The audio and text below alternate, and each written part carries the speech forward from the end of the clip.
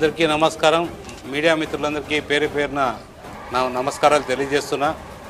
గత 4 రోజుల నుంచి కూడా ఏదైతే దుష్ప్రచారం చక్కర్లు కొడుతుందో నా పైన, దాన్ని కొంత నాకు తెలిసిన సమాచారం ప్రకారం వివరించడానికి మీ ముందుకు వచ్చాను.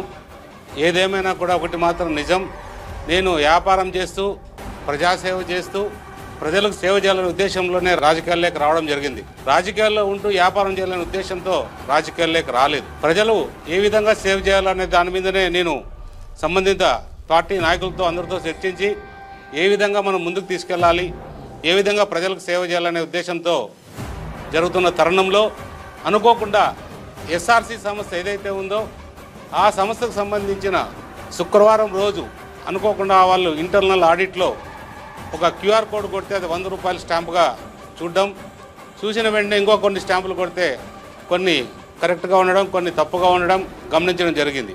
అందులో భాగంగా 23,50,000 రూపాయలు తప్పుగా ఉన్నట్టు గుర్తించారు.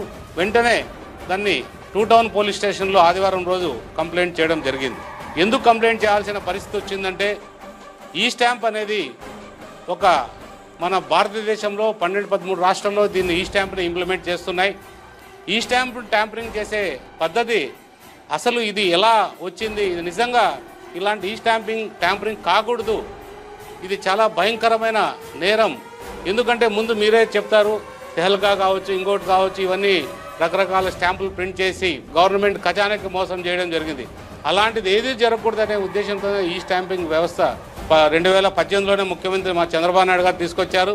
కానీ అమెండ్మెంట్ మాత్రం 2020లోనో 2022లోనో అదే అమెండ్మెంట్ వచ్చింది.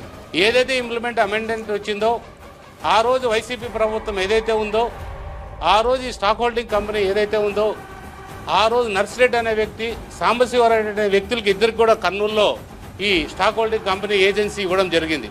ఆయన ద్వారా ఏదైతే ఇప్పుడు ఈ మీసేవ బాబు అలియాస్ ఎర్రప్ప ఏదైతే ఉందో అతనికి ఏజెన్సీ కట్టబెట్టారు. అంటే ఇది 2020 నుంచి 2024 జరిగిన ఏజెన్సీ ప్రక్రియలో వాళ్ళలో ఉన్న భాగమే.